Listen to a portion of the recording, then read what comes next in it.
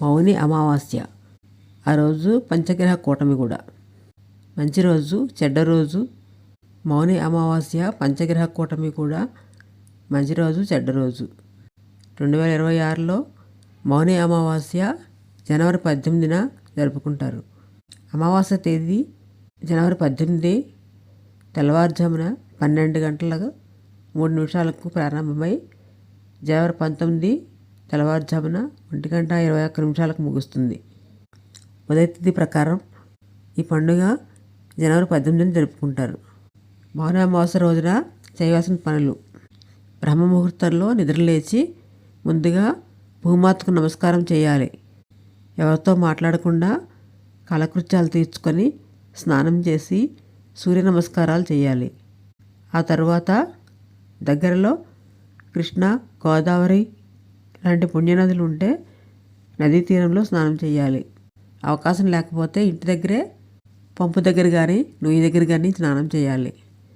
Apartment కల్చర్లో అది కుదరదు కాబట్టి వాష్రూమ్లో స్నానం చేసేటప్పుడు ట్యాప్ తిప్పుకొని ముందుగా ఆ నీటిని నమస్కరిస్తూ గంగా యమునా చైవ గోదావరి సరస్వతి నర్మదే సింధు కావేరి జలస్మిన్ సన్నిధిం కురు అని మంత్రాన్ని పఠించాలి.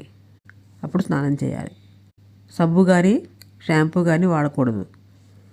శ్రీహరి, లక్ష్మీదేవి, గంగామాతను పూజించి హారతి ఇవ్వాలి. శివాలయానికి వెళ్ళి నవగ్రహాలకు ప్రదక్షిణ చేసి శివుడికి రుద్రాభిషేకం చేయాలి. కాలభైరవుడిని పూజించాలి. ప్రత్యేక దైవం సూర్యభగవానుడికి నీరు సమర్పించాలి. సూర్యభగవానుడికి అర్ఘ్యం సమర్పించాలి. అవకాశం ఉంటే మౌనవ్రతం పాటించాలి. మౌని అమావాస్య రోజున మౌనం పాటించడం వల్ల ఎంతో పుణ్యం లభిస్తుంది. మౌని అమావాస్య రోజున భగవంతుని నామం మనసులోనే జపిస్తూ ఉండాలి. అవకాశం ఉంటే ఆ రోజు తపస్సులో నిమగ్నమై ఉంటే భగవంతుని అనుగ్రహం పొందుతారు. మౌని అమావాస్య రోజున మీ ఇంటికి ఎవరైనా బిచ్చగాడు వస్తే వారిని ఖాళీ చేతులతో పంపొద్దు. మీ సామర్థ్యం మేరకు ఎంతో కొంత దానం చేయాలి.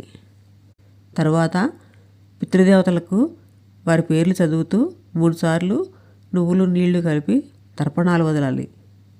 ఓం పితృదేవాయ నమః అనే మంత్రాన్ని 11 సార్లు జపించాలి. ఆరోగ్యాన్ని అనుసరించి ఉపవాస దీక్షలను ఆచరించాలి. బ్రాహ్మణులకు స్వయం పాకం ఇవ్వాలి. శక్తిని బట్టి అన్నదానం, వస్త్రదానం చేయాలి. సాయంత్రం తులసి మొక్క దగ్గర ఆవునేయి దీపం వెలిగించాలి. సాయంత్రం మీ ఇంటికి దక్షిణ దిశలో 4 వైపులా దీపం వెలిగించండి. మౌని అమావాస్య రోజున నిర్జీవ ప్రదేశాలకు, శ్మశాన వాటిక దగ్గరకు వెళ్ళకూడదు. ఆ ప్రదేశంలో క్షుద్రశక్తులు ఉంటాయి. అమావాస్య రోజు వాటికి శక్తి చాలా ఎక్కువగా ఉంటుంది. అమావాస్య రోజున మర్రి చెట్టు దగ్గరకు వెళ్ళవద్దు. ఎందుకంటే ఆ చెట్టు దగ్గర ప్రతికూల శక్తులు ఉంటాయి. ఆ రోజున పొరపాటును కూడా ఎవరిని మోసం చేయకూడదు. ఈరోజు మీరు ఏదైనా తప్పు పని చేస్తే అనేక పాపాలలో భాగస్వామి కావాల్సి వస్తుంది. ఇదండి మౌని అమావాస్య రోజున అందరూ పాటించవలసిన పద్ధతులు.